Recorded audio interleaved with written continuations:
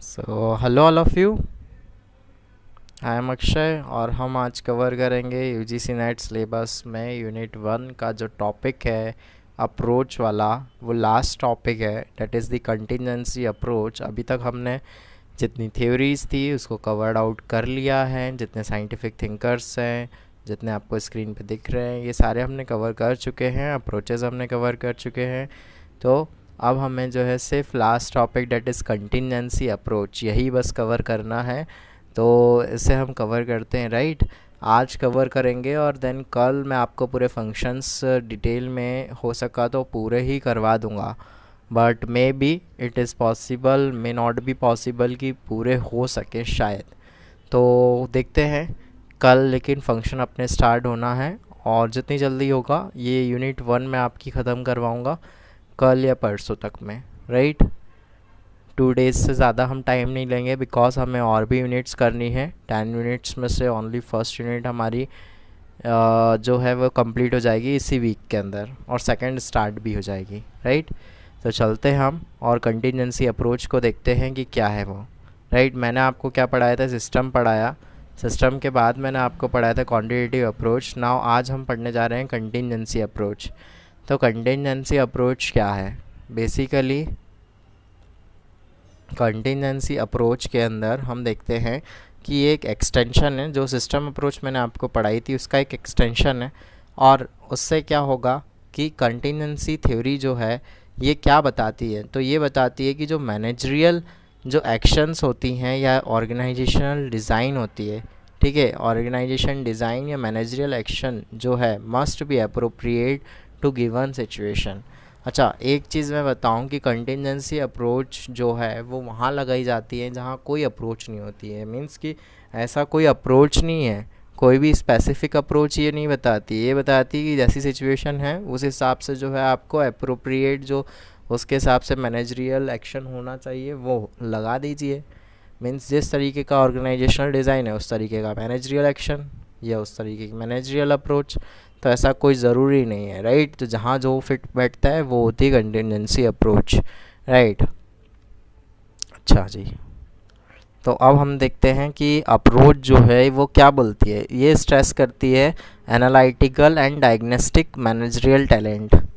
तो ये डायग्नोस करेगी, देखेगी कि मैनेजर के अंदर जो है वो कितना टैलेंट है, ठीक है, वो कितने अच्छे से जो है अपनी स्किल्स को जो है वो यूज़ कर सकता है अपनी एक ऑर्गेनाइजेशन के जो गोल्स हैं उसको अचीव कराने में। कितने तरीके से वो एनालिटिकल हो सकता है, एनालिटिकली वो वर्क कर सकता है, ओके। और क्या बोलते हैं कि जो एडॉप्शन है of adaptive and flexible organisation structure, adoption of adaptive, right, ये एडॉप्टिव एंड फ्लेक्सिबल ऑर्गेनाइजेशन, जो फ्लेक्सिबल ऑर्गेनाइजेशन स्ट्रक्चर होता है या एडाप्टिव होता है उसका एक एडॉप्शन करना। मीन्स कि जितनी भी ऑर्गेनाइजेशन स्ट्रक्चर है वो किस तरीके का है, राइट। लाइन स्ट्रक्चर है या फिर हॉरिजॉन्टल है, वर्टिकल है, whatever the structure of the organisation, आपको उस हिसाब से ही जो है एक अपनी जो अप्रोच है वो लेके चलना है उसके ऊपर, ठीक है। तो वो कंटिजेंसी अप्रोच का पार्ट होगी। देखिए, एडॉप्शन ऑफ फ्लेक्सिबल बजटिंग यहाँ लिखा है, ठीक है, एंड ऑपरेशनल पॉलिसीज़ बोला गया है, ठीक है। तो ये सारी चीज़ें जो है वो इम्पॉर्टेंट कंट्रीब्यूशन है किसके, कंटिजेंसी अप्रोच के। अच्छा, कुछ थिंकर्स हैं जो कि मैं बताऊं कि इसको याद कर लेना, इट इज़ सफिशिएंट कि इस थिंकर्स के अंदर अगर जाके पूछा जाएगा तो बहुत ज़्यादा है, लेकिन हाँ आपको पता होना चाहिए कि थिंकर्स किससे रिलेट करते हैं। कंटिजेंसी अप्रोच से रिलेट करते हैं और जो थिंकर की जो थ्योरी है, देखिए, it will be suitable only if it will prescribe probable situation and prototype managerial response thereto, ठीक है। ये जो अप्रोच है वो तभी होगी जब प्रिस्क्राइब पोर्टेबल सिचुएशंस हो या प्रोटोटाइप मैनेजरियल रिस्पॉन्स, ठीक है, तो तभी ये सुटेबल होगी, राइट। और इसमें जो थिंकर्स हैं वो हैं बर्न एंड स्टॉकर, ठीक है, Burn and Stalker, Gareth Morgan, then इसके बाद जो है वो है साइज कंटिजेंसी थ्योरी, जो कि किसने दी थी, एस्टॉन ने दी थी। Lawrence and Lorsch integration and differentiation, या इफ़ और देन दोनों बोल सकते हैं, तो ये दी थी लॉरेंस एंड लॉर्च ने, ठीक है।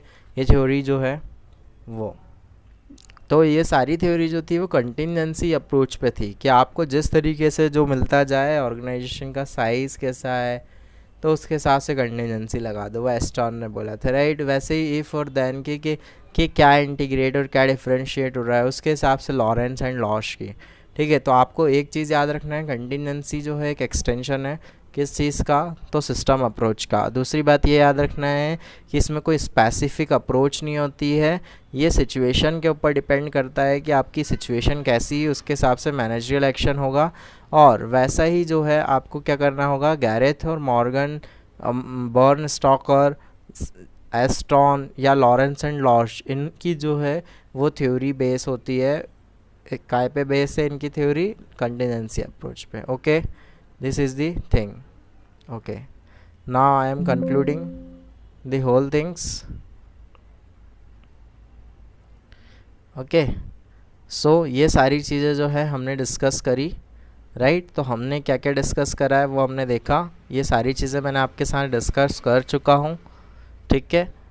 अब बस हमारा बचा है, तो वो बचा है function of management, right, planning, decision making, right, organising, staffing, directing, controlling and coordinating, यही सिर्फ हमारा रिमेनिंग है। तो हम इसे भी कंप्लीट करेंगे, जल्दी से जल्दी करेंगे।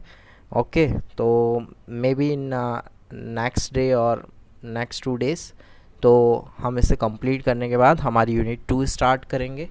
ओके, चलिए, तो थैंक यू फ्रेंड्स, और मेरे साथ जुड़े रहने के लिए धन्यवाद, ठीक है। जिसने भी पहले के वीडियो नहीं देखे हैं बिल्कुल ज़रूर से देखना। अगर आपने ऑलरेडी कहीं से कोचिंग करी है तब भी आपका एक रिवीजन होगा, क्विक रिवीजन होगा।